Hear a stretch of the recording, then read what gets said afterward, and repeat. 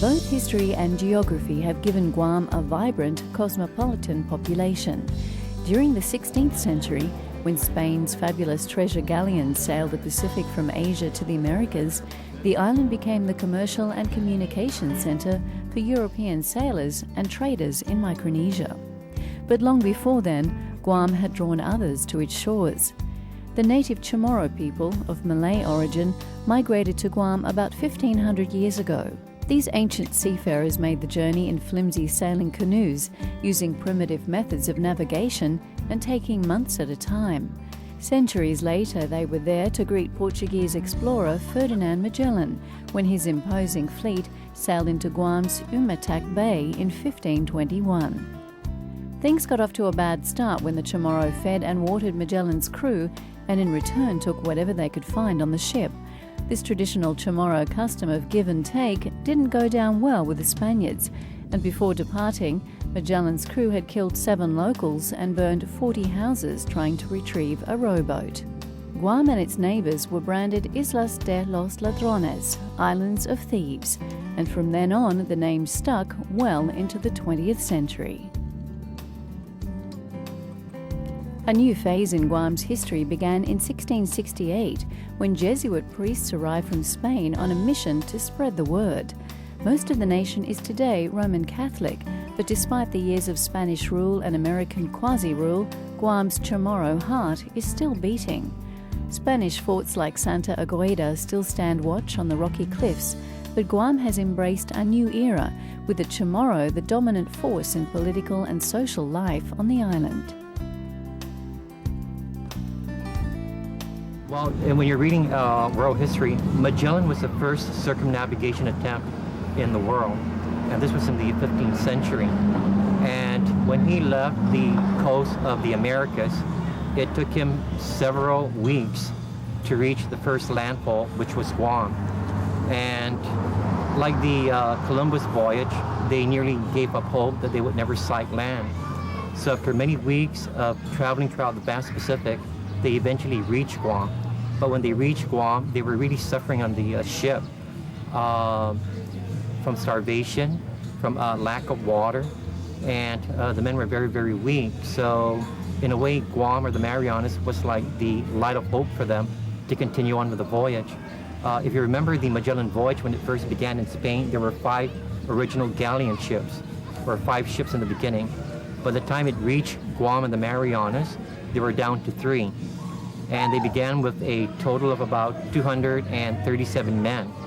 By the time the voyage was completed, there were only 17 original crew members that eventually reached Spain after nearly 3 years of traveling around the world to complete the voyage.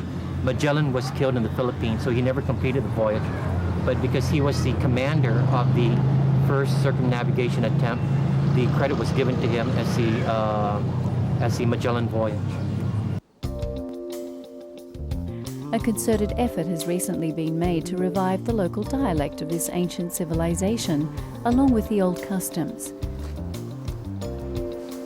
At villages like this, you can take part in some local practices, such as the cooking of Chamorro cookies in a traditional wood-fired oven. They certainly taste good.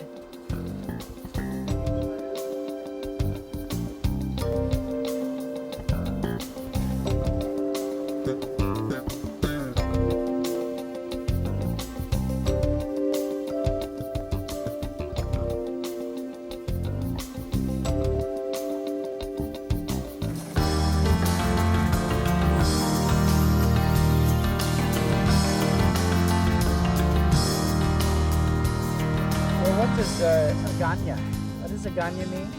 Agana is the English reference today for the city of Guam, or the capital of Guam, but formerly the reference was Hagatna, and Hagatna has meaning, that's the native language of the island of Guam, and Hagatna means where the blood flows, or the origin of blood.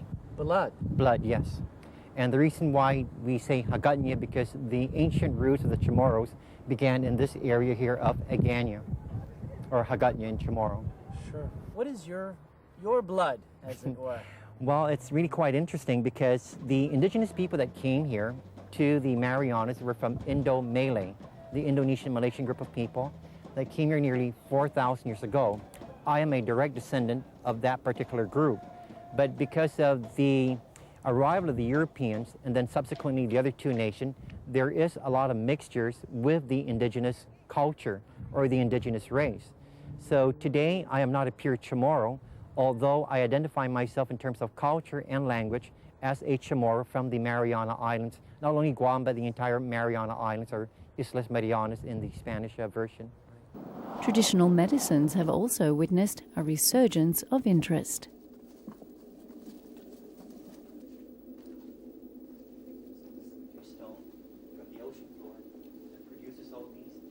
The northern part of Guam is very rich, not only with cultural artifacts, but for traditional medicine. You can see some of these ferns here. These were used by the Chamorros for medicine.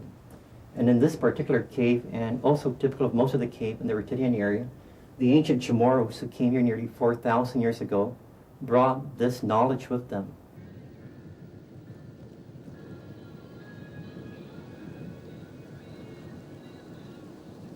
The island is dotted with historical parks, featuring well-preserved churches, battlements and stately old homes. Following Spain's defeat in the Spanish-American War of 1898, Guam was ceded to the United States with the signing of the Treaty of Paris. The Spanish not only came here after the discovery, but eventually established what we call the colonial government of the Spanish Empire, which Guam and the Marianas, including the Carolines and Micronesia, were all a part of. And through the presence of the Spanish here, through the colonial government, the Chamorros had to learn the ways of the Spanish. As you see today, the ways of the Americans that you're observing today, in the year 2000 here in Guam. So the Chamorros had to accept a different lifestyle. But one thing they did understand during that period also was the trade and the economic benefits of trade at that time during their presence here when this trade was going on for 250 years. The Chamorros, who make up more than half of the 133,000 plus residents, now share their island with American, Filipino, Japanese and European communities, creating an eclectic mix of East, West and the Pacific, reflected best perhaps in the island's fiestas and diverse local cuisine.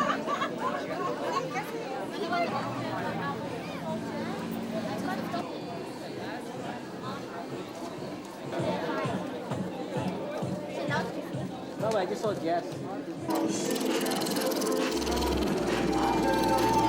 We call it